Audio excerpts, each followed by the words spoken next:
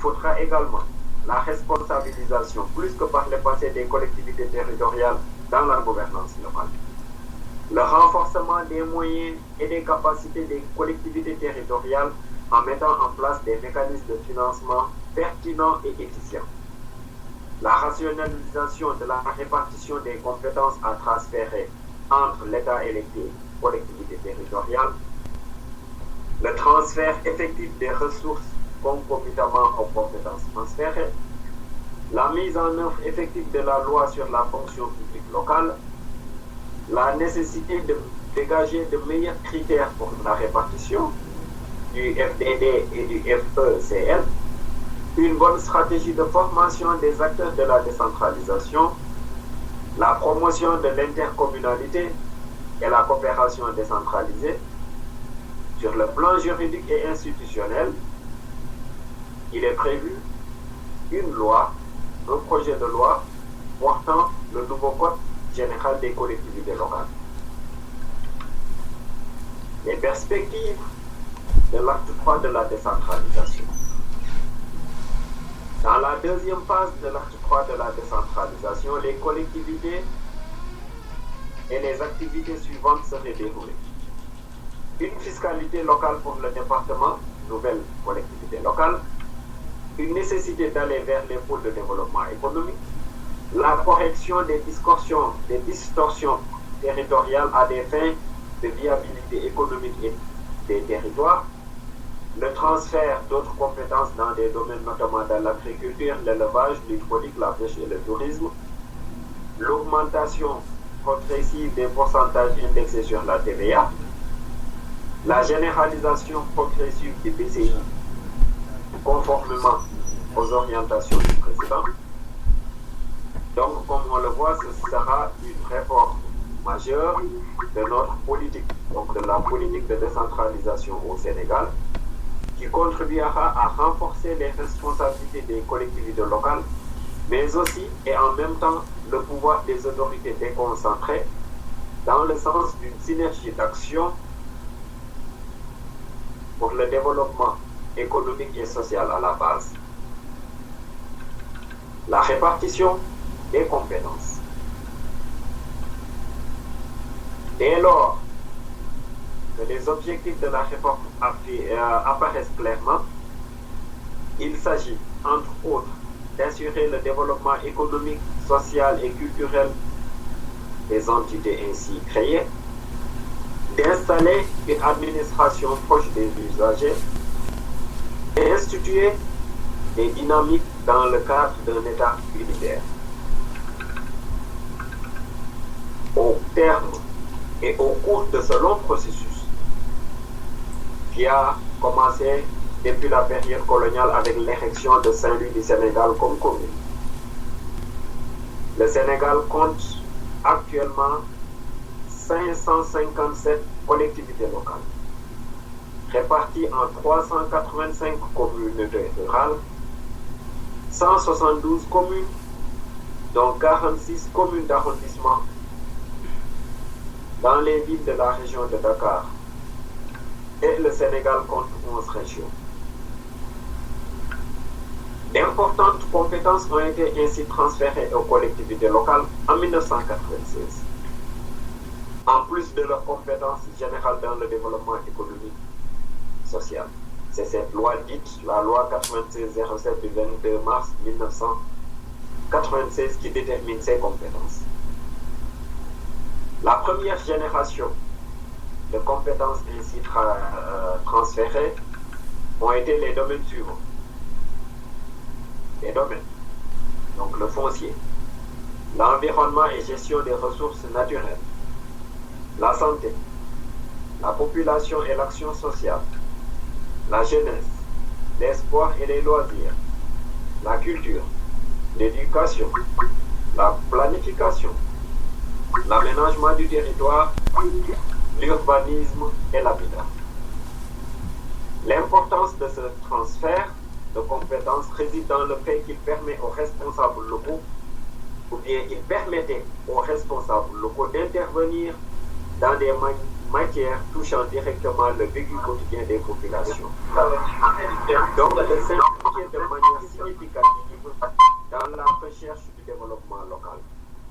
C'est par conséquent une politique qui peut être appelée une politique de responsabilisation des acteurs locaux qui se trouve désormais soumis à l'obligation de présenter des résultats au moment de l'évaluation.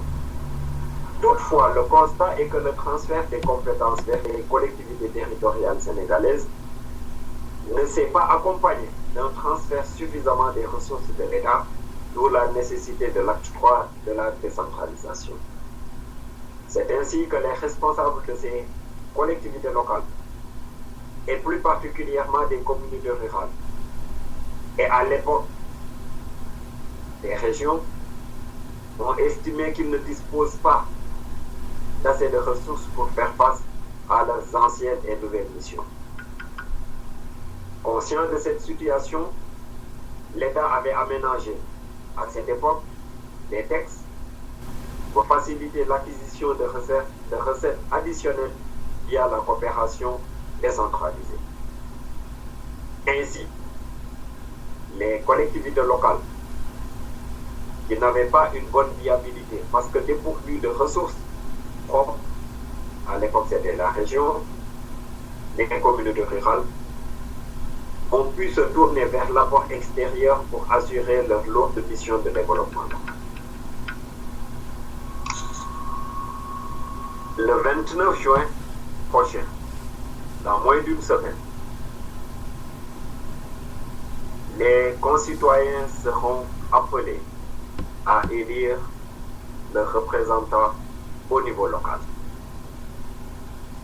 Cette campagne s'est ouverte depuis le samedi 14 juin dernier à minuit. Cependant, ce scrutin sera marqué par la multiplication des listes électorales. Cette année-ci, pour ces élections locales, on se retrouve avec 2700 listes qui sont en compétition. C'est du jamais vu dans l'histoire des élections locales au Sénégal.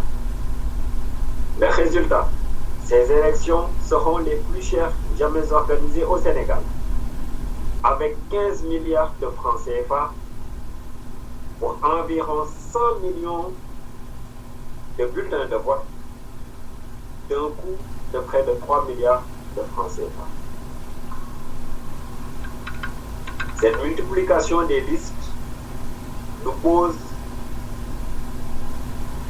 des problèmes et nous incite à nous poser un certain nombre de questions.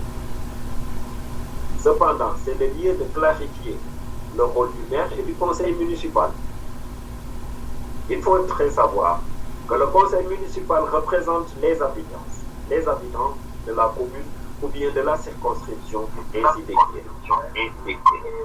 Ces attributions sont très larges.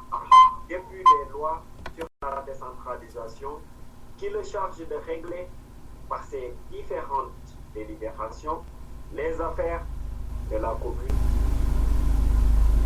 Cette compétence s'étend à de nombreux domaines qui ont été cités plus haut. Le conseil municipal donne son avis sur toutes les fois qu'il est requis pour des textes, par des textes et par le représentant de l'État, qui peut être le préfet, le sous-préfet ou le gouverneur. Le conseil municipal émet des vœux sur tous les sujets d'intérêt local. Il vote par exemple le budget, approuve le compte administratif qui est le budget exécuté. Il est compétent pour décider des travaux, pour gérer le patrimoine communal, pour accorder des aides favorisant le développement économique ou social. Le Conseil exerce ses compétences en adoptant des délibérations. Délibération, c'est le terme qui désigne ici les mesures votées. Il peut former, ce conseil municipal, des commissions disposant d'un pouvoir d'étude des dossiers. Si le conseil municipal doit se réunir, l'ordre du jour fixé par le maire doit être communiqué avant le début de la séance. Ces séances du conseil municipal peuvent être ouvertes au public, sauf si l'Assemblée décide de huis clos ou si le maire exerce ses pouvoirs de police de séance, notamment en cas d'agitation, et restreint l'accès au public à ces débats.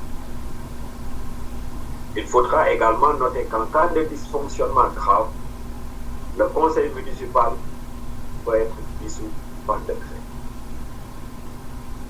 C'est vrai que depuis la loi de 1996 et ensuite avec le précédent régime, les maires ont vu leur émolument augmenter. Mais c'est le lieu de rappeler également que la gestion municipale, se mettre au service de la commune, de sa communauté, est un sacerdoce. On n'est pas maire, on n'est pas membre du conseil syndical parce qu'on veut s'enrichir aux dépens de ses affaires ministérielles. Il faut que l'engagement citoyen soit mis en avant. On se met à la disposition de sa commune, on se met à la disposition de sa communauté. On n'est pas là pour festoyer, pour boire et manger, mais plutôt faire avancer les choses au niveau de sa circonscription pour le bien de la communauté. Chers amis du bout des ondes, c'était la chronique de votre dévoué Ben Yahya-Sy, qui se réjouit d'avance de vous retrouver la semaine prochaine pour une autre chronique. Bonne écoute et bonsoir sur les ondes de la radio de Cocorico International.